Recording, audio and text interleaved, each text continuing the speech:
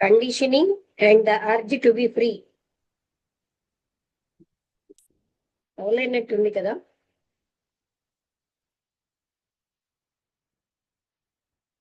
ఎవరికైనా ఇంతకు ముందు ఎవరైనా విన్నారా? జ్ఞాపకం ఉందా? మేడం మనసంతా శూన్యం అయిపోతుంది, శూన్యంలో ఉండడం అన్న టాపిక్ ఏదో చెప్పారు మేడం మొన్న. Madam the the void with in అని అది అది అయిపోయింది madam. Conditioning and the urge to be free. Madam అయిపోయిందండి, అది అది అయిపోయింది. ఇంకోటి ఇది ద వాయిడ్ విత్ ఇన్ అని ఉంది, అది అయిపోయింది. అది కూడా అయిపోయిందా?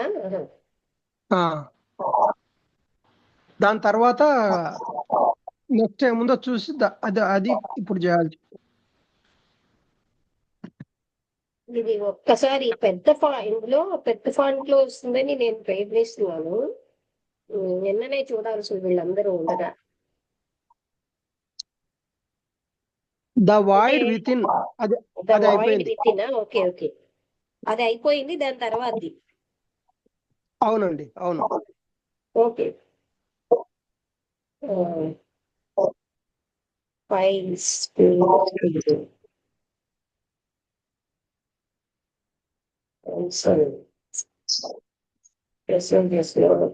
వాయిస్. ఒక్కసారి నేనేమో మై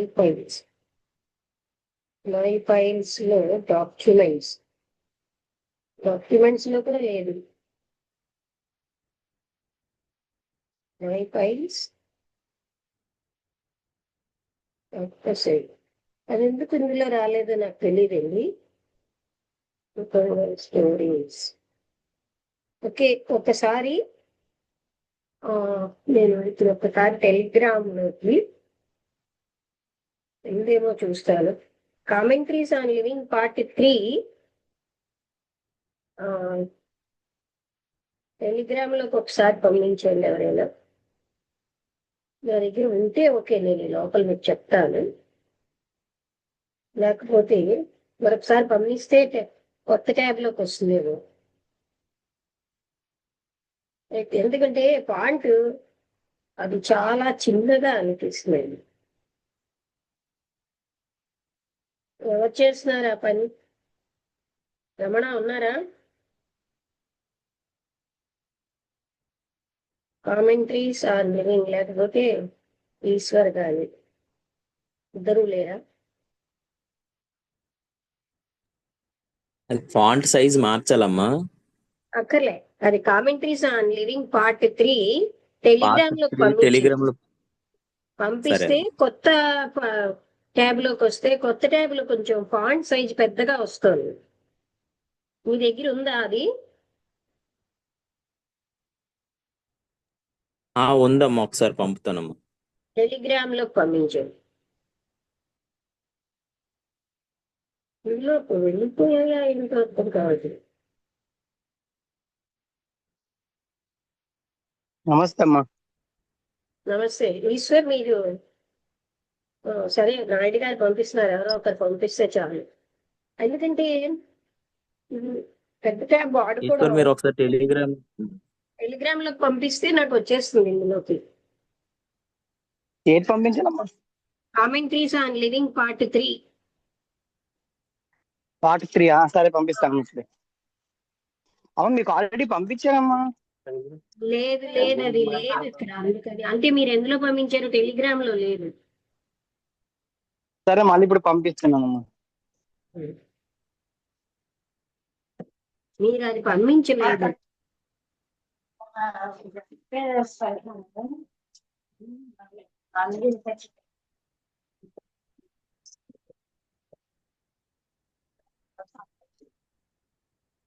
మలయాళ స్వామిని పంపించారు.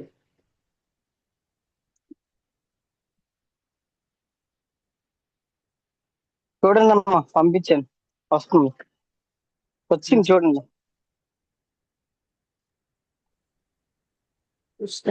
రాలేదు. టెలిగ్రామ్ ఏనా? నేను కూడా టెలిగ్రామ్ లో పంపించాను, చూడండి. పంపించేదా?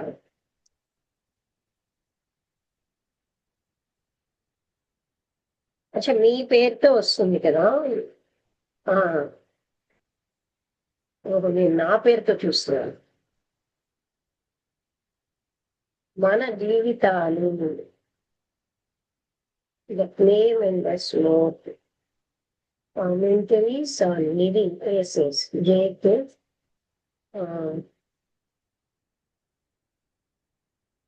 1, 2, 3 అంటే అన్ని కలిపి పంపించారా ఏంటి?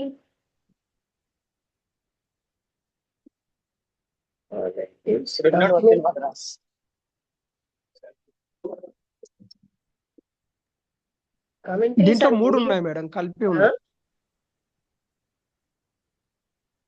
3 ఉన్నాయండి. ఒకసారి చూస్తానండి, లేకపోతే పాతదే కష్టపడి చెప్పాలి. లక్ష్మీ మంగళిక ట్యాబ్లెట్ రావట్లేదు ఇందులో కూడా, లోగా వస్తుందేమో అది. మలయాళ స్వామిజీ ఉంది మంగళిక, కొత్త ట్యాబ్లోకి రాలే. హాట్స్పాట్ ఆన్లోనే ఉంది కదా.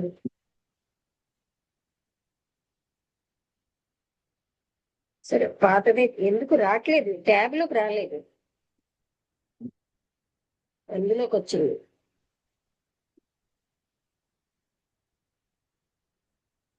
కామెంటరీ లివింగ్ పార్ట్ 2 పంపించారు. కామెంటరీస్ పార్ట్ 2 ఎప్పటిదో ఉంది, పార్ట్ 3 లేదు. సరే, ట్యాబ్ లోకి ఎందుకో రావట్లేదు, అది టైం పడుతుందేమో. నేను పాత ట్యాబ్ లోంచి కష్టపడి చెప్పాలి. పెద్ద పాయింట్లో చేయడం ఈసారి ఎవరికైనా వస్తే చెయ్యాలి.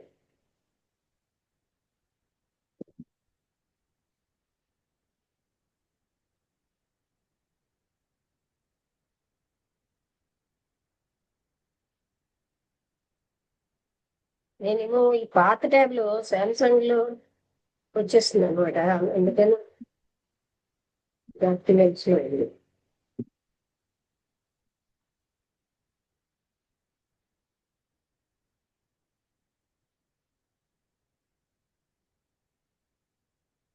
కండిషనింగ్ తర్వాత 8 అయిపోయాక 9 కూడా అయిపోయింది అంటారా? పెద్ద చాప్టర్లే. Chapter the void within అయిపోయింది. Next the problem of search.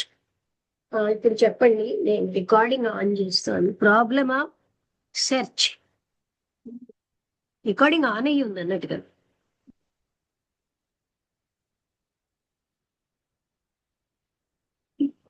On అయ్యే ఉంది కదా.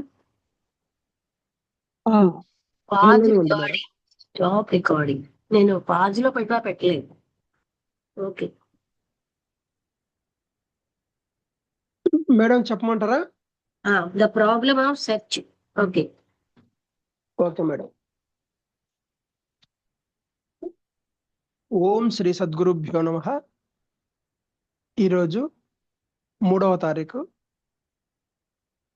నవంబర్ నెల 2025వ సంవత్సరం, సోమవారం. ఈరోజు మన గ్రంథము the commentaries on living part 3. ఈ గ్రంథంలో ఈరోజు ద ప్రాబ్లమ్ ఆఫ్ సర్చ్ అనే సబ్జెక్ట్ మీద శ్రీ లక్ష్మీ మేడం గారు సత్సంగ భాషణం చేస్తున్నారు. ఓకే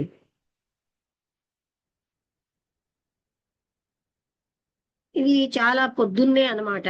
మంచి సూర్యకాంతి ఉంది, చాలా క్లియర్ గా. రెస్ట్లెస్ గా ఉన్న సముద్రం చాలా ప్రశాంతంగా ఉంది. అది హోల్ అంటే అదంతా కూడా మొత్తం ఆ తీరాన్నంతటిని అది నెమ్మదిగా తాకుతోంది. ఏ రకమైన చలనము కూడా ఆ నీళ్లలో అంత ఎక్కువ వాళ్ళలో లేదు. అవి చాలా తీవ్రమైనటువంటి డార్క్ బ్లూ కలర్ లో ఏదో ఒక ఆర్టిఫిషియల్ కలర్ లా కనిపిస్తోంది. దానికి కలిపేరా అన్నంతలాగా. అక్కడ ఒక మెరుపు ఉంది ఆ సముద్రంలో. అక్కడ ఒక రకమైన ఆనందం. బ్లూ స్కై కంటే అది బ్లూగా ఉన్నది అంటున్నది. అది చాలా పాతగా ఆనందంతో ఉంది. గత వారం ఆ నీళ్ళన్నీ కూడా చాలా వైలెంట్ గా భయపిస్తున్నట్టుగా ఉన్నాయి. ఒక బలమైన ప్రవాహంతో వ్యక్తిని దూరంగా తీసుకుపోగలిగేటంతగా ఉన్నాయి. ఇప్పుడు మాత్రం అవి చాలా నిశ్చలంగా, ఏదో చాలా తక్కువ సౌండ్ తోటి కదులుతున్నాయి. గాలి హెవీ అంటే ఇన్నాళ్ళు బాగా తీవ్రంగా వీచాక అది చాలా లేనట్టుగా అయిపోయింది. ఏమాత్రం చిరుగాలి కూడా లేదు. స్టీమర్ యొక్క స్మోక్ అంటే పొగ, సముద్రంకి మీద వెళ్తున్న స్టీమర్ది అది చాలా దూరంలో ఉంది.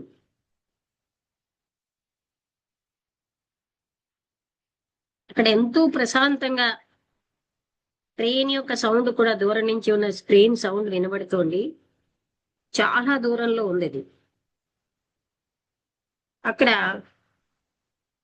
ఆ శిఖరాగ్రం కిందకి అంటే వంగినట్టుగా ఆ సముద్రం పైనుంచి కనిపిస్తుంది.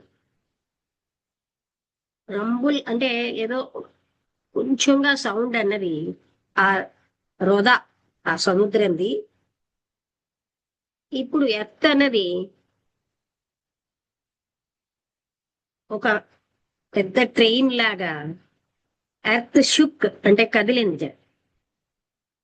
ఒక స్టీల్ అంటే hurdled steel cars pulled by steel తో చేసిబడిన కార్లు, అవేమో న్యూ డీజిల్ తోటి నడపబడుతున్నాయి. అవి చాలా ఫాస్ట్ గా వెళ్తున్నాయి. అందుకనే భూమి కదిలినట్టు అయిందని. ఆ డ్రైవర్ తన చేతిని కదిలి అంటే ఊపాడు చిరునవ్వుతో. నెమ్మదిగా ట్రైన్ అన్నది దూరంగా కనబడకుండా వెళ్ళిపోయింది.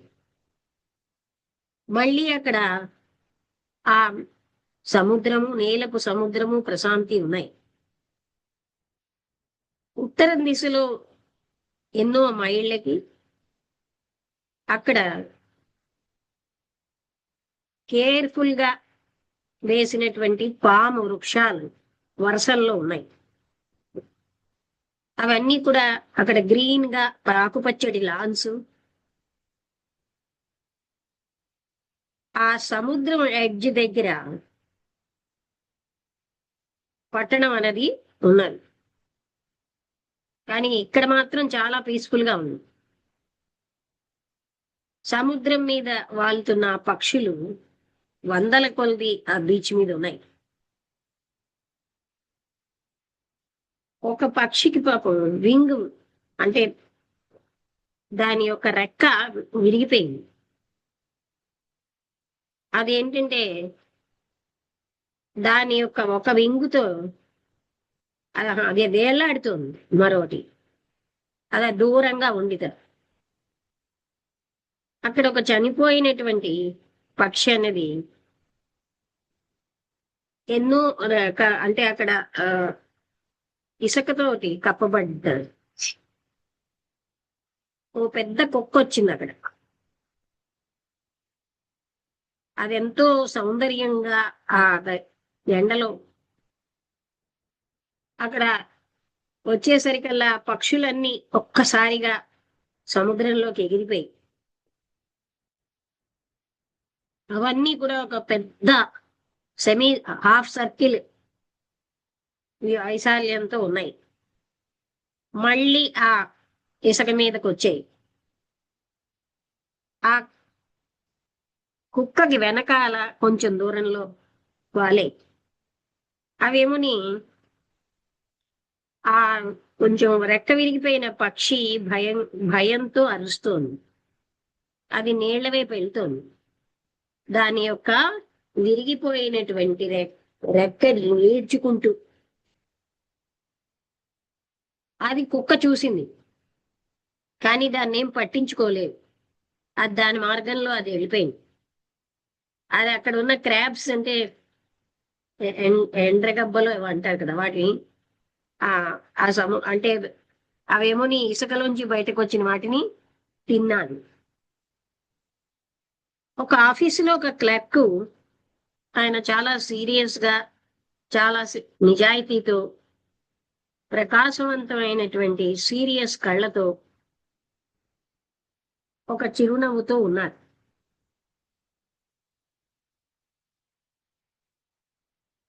ఆయన ఏమన్నాడంటే, ధరలన్నీ చాలా పెరిగిపోయాయి,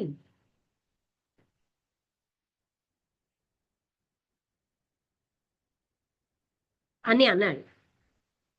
జీవించడం అన్నది చాలా ఖరీదైపోతుంది, అంటే ఎక్కువ ఎక్స్పెన్సివ్ అయిపోయింది. అంటే ఆల్మోస్ట్ గా ఎవ్రీడే తినడం కూడా కష్టం అన్నట్టు పరిస్థితి వచ్చేసింది. అంటే నిత్య జీవితం జీవించడమే కష్టం అన్నట్టు అయిపోతుంది. ఆయన ఇంకా చాలా చిన్నవాడైన 30లో ఉన్నాడు. ఆయన భవిష్యత్తు కోసం ఆతురతతో ఉన్నాడు. ఎందుకంటే ఆయనకి ఎన్నో బాధ్యతలు ఉన్నాయి. పిల్లలు లేరు, భార్య, ముసలి తల్లి ఉన్నారు. జీవితం యొక్క లక్ష్యం ఏంటి? ఈ రకమైనటువంటి మోనోటనస్ గా ఉన్న ఈ రొటీన్లో అని సడన్ గా అడిగాడు. నేను ఏదో ఒకటి అన్వేషిస్తున్నాను. ఒక జాబ్ అన్వేషించాను. నేను కాలేజీ నుంచి బయటకు రాగానే నా భార్యతో ఆనందాన్ని అన్వేషించాను. ఈ కమ్యూనిస్ట్ పార్టీలో చేరి ఒక మంచి జగత్తుని తెద్దాం అనుకున్నాను. అది నేను వెంటనే వదిలేశాను. ఎందుకంటే ఇది కేవలం ఆర్గనైజ్డ్ మతం లాంటిది, మిగతా అన్ని సంస్థల్లాగే. ఇప్పుడు నేను భగవంతుణ్ణి అన్వేషిస్తున్నాను. నేనేమి పెసిమిస్ట్ని కాదు. అంటే పెసిమిస్ట్ అంటే ఎప్పుడు నెగటివ్ టీం చూసే వాళ్ళని పెసిమిస్ట్ అంటారు. నేను అలాంటి పెసిమిస్ట్ని కాను. కానీ జీవితంలో ప్రతిదీ కూడా నన్ను దుఃఖంలోకి ముంచేస్తుంది. మేము అన్వేషిస్తున్నాం, మాకెప్పుడు ఏమీ దొరకట్లేదు. నాకేమో ఎంతో మంది చదువుకున్న వాళ్ళకు ఉండవలసిన పుస్తకాలు నేను చదివాను, కానీ ఇంటెలెక్చువల్ గా ప్రేరణ పొందేను. అది నాకు అలసట అయిపోయింది. నేను తప్పనుకుండా తెలుసుకోవాలి. నా జీవితం తక్కువ అయిపోతుంది, అంటే షార్ట్ అయిపోతుంది. నేను మీతో చాలా సీరియస్ గా మాట్లాడాలనుకుంటున్నాను. నేనేమనుకుంటున్నా అంటే నా అన్వేషణకి మీరు సహాయం చేస్తారనుకుంటున్నాను అని ఆయన మాట్లాడారు. అయితే మనం నెమ్మదిగా, సహనంగా ఈ అన్వేషణ అనే మూవ్మెంట్ లోకి వెళదాం. కొంతమంది చెప్తారు వాళ్ళు అన్వేషించి పొందేరని, వాళ్ళు తృప్తి పడిపోతున్నారు. వాళ్ళు ఏదైతే పొందేరో దాంతో వాళ్ళకి వాళ్ళ ఫలితం వచ్చేసింది. మీరేం చెప్తున్నారంటే మీరు అన్వేషిస్తున్నారు అంటున్నారు.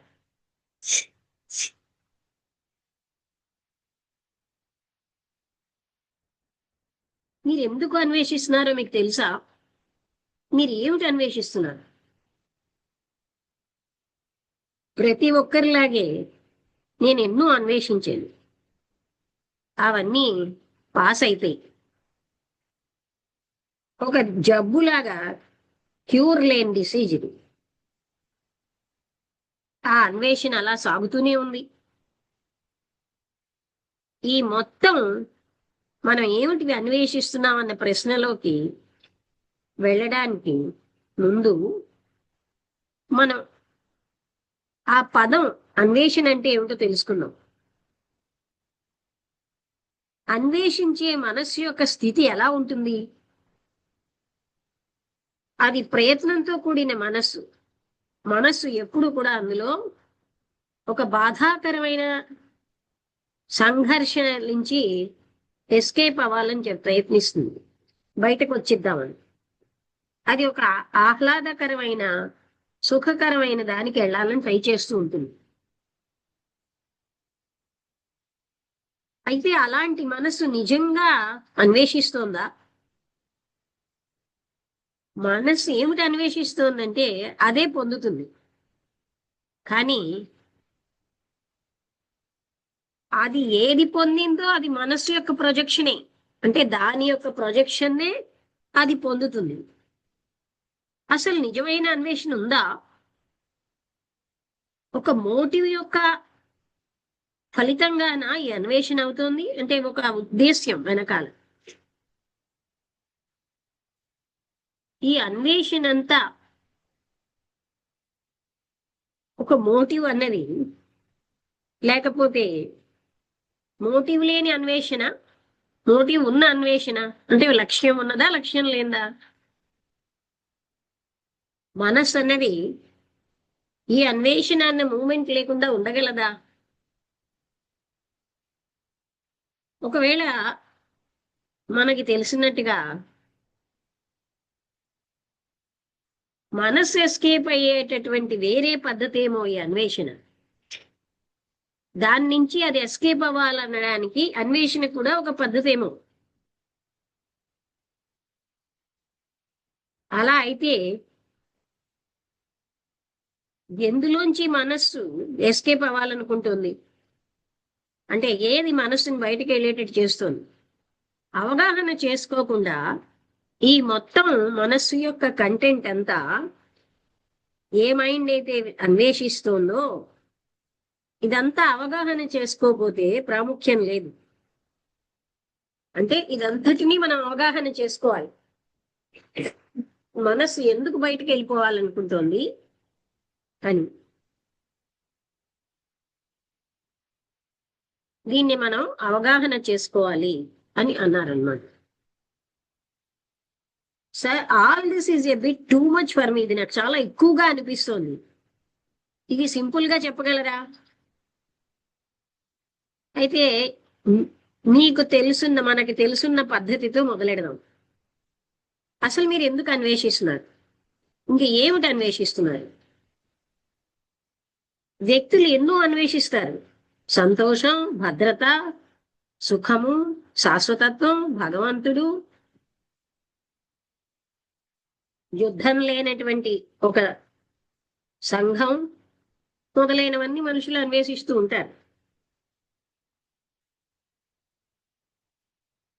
మీరున్న స్థితి ఒకటి, మీరు ఇంకేదో ఒక ఫలితం అన్వేషిస్తున్నారు. ఈ రెండు కూడా మనసు క్రియేట్ చేసినవి, అవునా కాదా అని అడిగారు. అంటే అతను అంటున్నారు, సార్ దయచేసి దీన్ని అంత కష్టం చేయకండి, నాకు తెలుసు నేను సఫర్ అవుతున్నానని, నాకు ఒక మార్గం దాంట్లోంచి కావాలి. నేను ఒక స్థితి, దుఃఖం లేని స్థితికి వెళ్ళాలనుకుంటున్నాను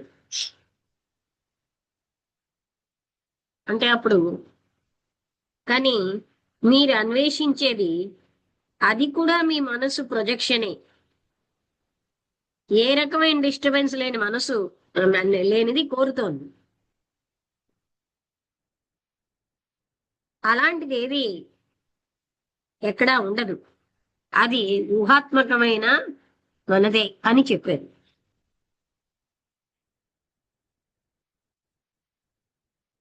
అదే ఊహాత్మకమైంది సత్యం కాకపోతే సత్యమైంది ఒకటి ఉంటుంది, అదే నేను తెలుసుకోవాలి. మనం ట్రై చేస్తున్నాం అవగాహన చేసుకోవడానికి. ఈ అన్వేషణ యొక్క ప్రాముఖ్యత సత్యం ఎలా తెలుసుకోవాలని కాదు, మనం ఆ విషయానికి వద్దాం. ఇప్పుడు ఈ క్షణానికి మనకి దేంతో సంబంధం అంటే, నేను అన్వేషిస్తున్నాను అన్నప్పుడు దాని అర్థం ఏంటి? అందుకని మనం కలిసి ఈ మొత్తం అంతటిని, అందులో ఏమేమి ఉన్నాయో ఆ పదంలో చూద్దాం. మనం అన్హ్యాపీగా ఉంటున్నాం, సంతోషంగా ఉండటం లేదు, అందుకు హ్యాపీనెస్ ని అన్వేషిస్తున్నాం. ఆ హ్యాపీనెస్ అనేది పవర్ లో ఉంటుంది, పొజిషన్ లో ఉంది, ప్రెస్టీజ్ లో, లేకపోతే సంపద, జ్ఞానం, ఇంకొకరు కొంతమందికి భగవంతుల్లో, ఇలా ఒక్కొక్కరికి ఒక్కొక్క దాంట్లో ఉంటుంది. ఇంకొకరికి ఆదర్శవంతమైన స్టేట్ లో. ఇదంతా కూడా సంపూర్ణమైన ఊహాత్మకమైనది. ఏ వ్యక్తి అయితే అంబిషియస్ గా ఉన్నవాడిలాగే ఈ ప్రాపంచికమైనటువంటి, ఒక్కసారి, అంబిషియస్ గా ఉన్న వ్యక్తి ఈ వరల్డ్లీ అంటే ప్రాపంచికమైన సెన్స్ లో ఆయన ఒక మార్గాన్ని, ఆ path of his own words అంటే తన మాటల్లో అది కనుక్కుంటాడు. యాజ్ ఏ ఫుల్ఫిల్మెంట్, తన పరిపూర్ణతని అందులో ఆయన నిరంకుశంగా ఉంటాడు తన పరిపూర్ణత కోసం. అంటే ఇక్కడ ఏం ఒక్కొక్కరు ఒక్కొక్కటి కోరుకుంటున్నారు అంటున్నారు.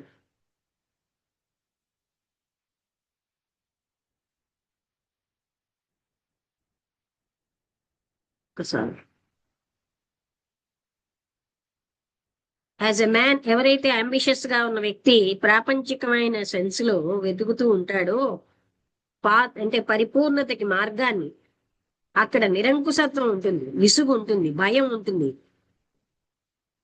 అది స్వీట్ గా సౌండ్ అయ్యే పదాలతో కవర్ అయి ఉంటుంది. అందుకని మీరు కూడా అవి అన్వేషిస్తున్నారు సంపూర్ణతకి, మీ కోరిక యొక్క తీర్చుకోవడానికి. అది హయ్యెస్ట్ కోరిక అవ్వచ్చు, ఏదైనా అవ్వచ్చు. మీరు ఎప్పుడైతే మీకు ఆల్రెడీ తెలిసింది ఆ ఫలితం ఎండ్ ఏమిటో, ఫలితం తెలిసిపోయింది అంటే దాని ఎండింగ్ మీకు తెలిసిపోతే అక్కడ అన్వేషణ ఉంటుందా? తప్పకుండా భగవంతుడు గాని పరమానందం గాని అవి ముందుగా తెలియవు. దాన్ని అన్వేషించాల్సిందే గాని అవి ముందుగా మనకు తెలియవు. మీకు తెలియని దాన్ని మీరు ఎలా అన్వేషిస్తారు? మీకు తెలుసు లేకపోతే తెలుసు అనుకుంటున్నారు భగవంతుడు ఏంటో. మీకున్న కండిషనింగ్ బట్టి మీరు తెలుసుకుంటున్నారు, మీ యొక్క అనుభవాలని బట్టి తెలుసుకుంటున్నారు. అవన్నీ కూడా మీ కండిషనింగ్ మీద ఆధారపడున్నాయి. అందుకని భగవంతుడు ఏంటి అని ఒక ఫార్ములా మీరు తెలుసుకున్నాక మీరేం చేస్తారు? డిస్కవర్ చేస్తున్నారు దాన్ని తెలుసుకుందామని. ఆల్రెడీ మీ మైండ్ ప్రొజెక్ట్ చేసిన దాన్నే మీరు తెలుసుకుంటున్నారు. ఇది అన్వేషణ కాదు, అది కేవలంగా మీకు ఆల్రెడీ తెలుసున్న దాన్నే మీరు అన్వేషిస్తున్నారు. అన్వేషణ మీకు తెలుసున్నప్పుడు ఆగిపోతుంది.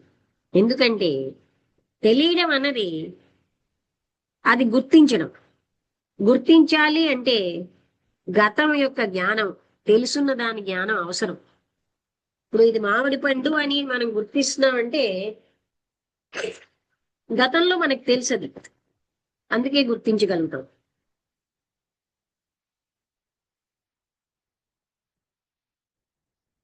అయితే నేను నిజంగానే భగవంతుడిని అన్వేషిస్తున్నాను, ఆయన ఏ పేరుతో పిలిచినా. మీరు భగవంతుడిని అన్వేషిస్తున్నారు ఇతరులందరిలాగే. ఇతరులు సంతోషం అన్వేషించినట్టుగా వాళ్ళు డ్రింక్ ద్వారా హ్యాపీనెస్ అన్వేషిస్తున్నారు. అలాగే పవర్ పొందడం ద్వారా, ఇవన్నీ మనకు తెలుసున్నవే. ఇవన్నీ స్థిరంగా ఉన్న మోటివ్స్. ఈ మోటివ్ ఏమిటి చేస్తుందంటే మనకు కావలసిన ఫలితాన్ని ఇస్తుంది. ఒక మోటివ్ ఉన్నప్పుడు అన్వేషణ ఉంటుందా అని అడిగేది. మీరేం చెప్తున్నారో ఇప్పుడు నాకు అవగాహన అవుతున్నట్టు అనిపిస్తుంది. దయచేసి ముందుకు అంటే చెప్పండి అంటున్నాను. మీరు నిజంగా సిన్సియర్గా అంటే ఉంటే, మీరు ఎప్పుడైతే ఈ మొత్తం ఈ ప్యాటర్న్ అంతా అన్వేషణ అన్నది చూస్తే అక్కడ అన్వేషణ ఏమీ లేదు. దాన్ని మీరు అబాండన్ చేసేసారంటే లేకుండా చేశారు. కానీ మీ అన్వేషణకి కారణం అది మాత్రం ఉంది. మీరు పద్ధతిని పక్కన పెట్టివచ్చు, ప్యాటర్న్ ఏ అన్నది. అది ఏమిటి ఆ ప్యాటర్న్ ఏంటంటే ఎటువంటి అన్వేషణ? మనసు ఆల్రెడీ ప్రొజెక్ట్ చేసిన దాన్ని మీరు అన్వేషిస్తున్నారు. అప్పుడు మీరు ఆ పద్ధతిని పట్టుకుంటారు, ప్యాటర్న్ బికి వెళ్తారు. అందులో మీరు ప్యాటర్న్ ని అన్వేషించట్లేదు. అంటే ప్యాటర్న్ బిలో విచ్ ఇస్ అది ఐడియావే. అంటే అది ప్యాటర్న్ ఏని పర్స్యూ చెయ్యట్లేదు. If it is not pattern B కూడా కాదనుకోండి, it will be pattern C. అంటే ఇది బాగోలేదు ఈ పద్ధతి అంటే బికి వెళ్తారు, బి బాగోలేదంటే సికి, అలా ఎన్ జెడ్ అలా వెళ్తూనే ఉంటారు. మీ మనస్సు యొక్క మూలం అన్నది అవగాహన అవ్వట్లేదు ఈ మొత్తం అన్వేషించే సమస్యలో. అందువల్లనే ఒక ప్యాటర్న్ నుంచి ఇంకో దానికి వెళ్తున్నారు, ఒక ఆదర్శం నుంచి ఇంకొక దానికి, ఒక గురువు నుంచి మరొక గురువుకి. ఇది ఎప్పుడు అలా మూవ్ అవుతూనే ఉంటుంది. నో అన్న నెట్ అంటే వల, అంటే తెలుసున్నది అనే వలలో మూవ్ అవుతూనే ఉన్నారు.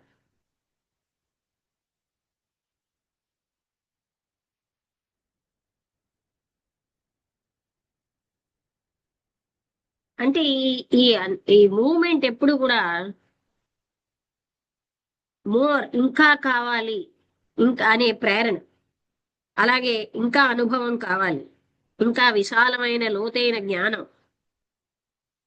ఈ హంటర్ అనేవాడు ఎప్పుడు ప్రొజెక్ట్ చేస్తున్నాడు ఏదైతే హంట్ చేయాలో దాన్ని.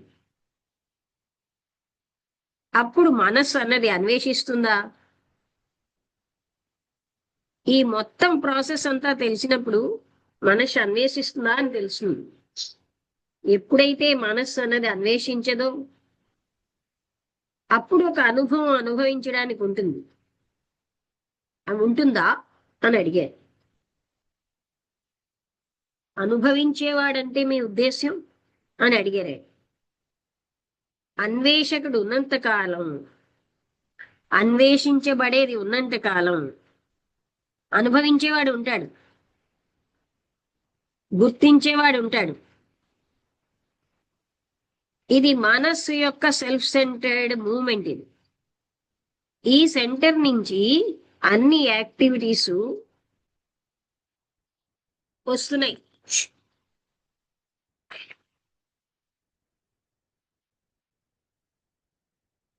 అవి గొప్పవి అవ్వచ్చు, కానివి అవ్వచ్చు. సంపద కోసం కోరిక, పవర్ కోసం కోరిక, అలాగే సంతృప్తిగా ఉండాలన్న కంపల్షను, వాట్ ఈజ్ ఉన్నదాంతో భగవంతుణ్ణి అన్వేషించాలని, సంస్కరణలు తేవాలని మొదలైన కోరికలన్నీ ఉంటాయి. మీరు చెప్పిన దాన్ని ఏదో నాలో నేను చూస్తున్నాను. నేను ఇప్పుడు ఇదంతా తప్పుగా నేను అప్రోచ్ అయ్యాను ఇంతకాలం.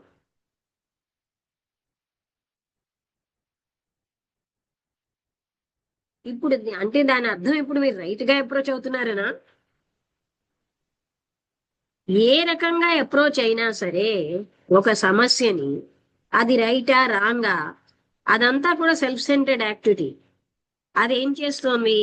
సూక్ష్మతరంగా గాని స్థూలంగా గాని అనుభవాన్ని గట్టిపరుస్తోంది, బలపరుస్తోంది. మనస్సు ఎంత కన్నింగో, ఎంత ఫాస్టో, ఎంత సూక్ష్మతరమైనవో దాని కదలికలు. నేను ఇప్పుడు అదంతా క్లియర్ గా చూస్తున్నాను అన్నారు. ఎప్పుడైతే మైండ్ ఆగిపోతుందో, అన్వేషించడాని నుంచి ఆగిపోతుందో, ఎందుకంటే దానికి అవగాహన అయిపోయింది మొత్తం ఈ అన్వేషణల యొక్క ప్రాముఖ్యత. లేకపోతే పరిమితులు, దాని మీద విధించుకున్న పరిమితులు అవన్నీ పడిపోతాయి. అలాంటప్పుడు మనస్సు అనేది ఉండదు. అప్పుడే